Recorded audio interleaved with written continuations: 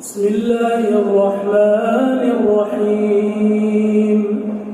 إذا زلزلت الأرض زلزالها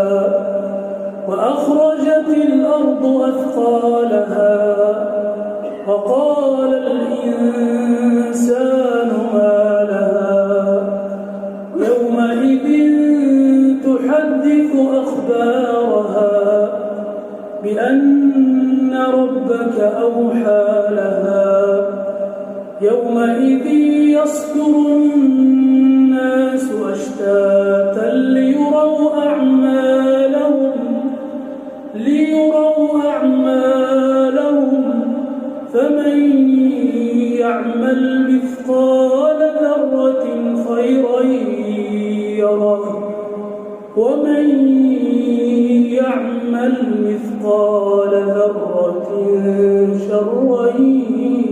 يره.